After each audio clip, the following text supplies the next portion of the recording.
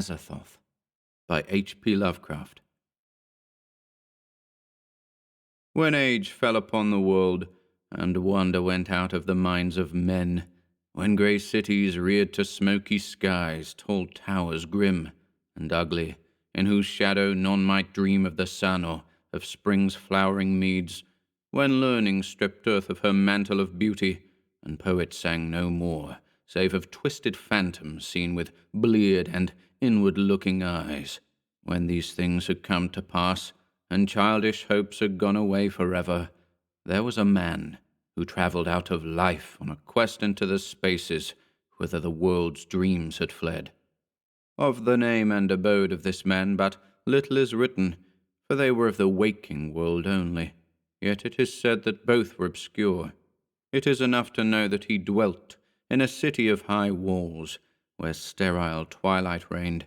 and that he toiled all day among shadow and turmoil, coming home at evening to a room whose one window opened not on the fields and groves, but on a dim court, where other windows stared in dull despair.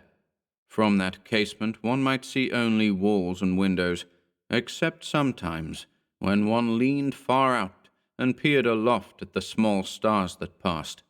And because mere walls and windows must soon drive to madness a man who dreams and reads much, the dweller in that room used night after night to lean out and peer aloft, to glimpse some fragment of things beyond the waking world and the greyness of tall cities.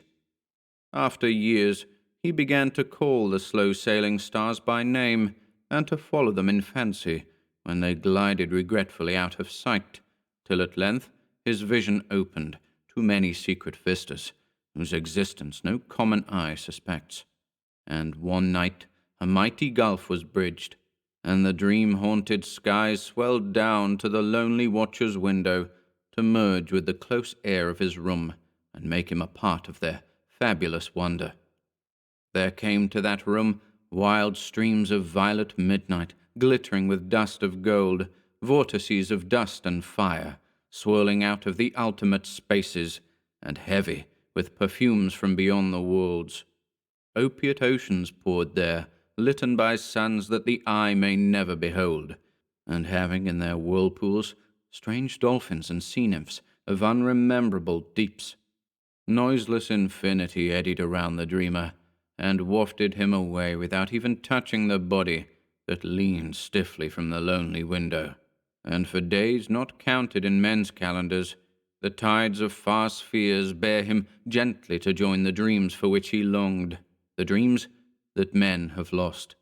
And in the course of many cycles, they tenderly left him sleeping on a green sunrise shore, a green shore fragrant with lotus blossoms and starred by red camelots.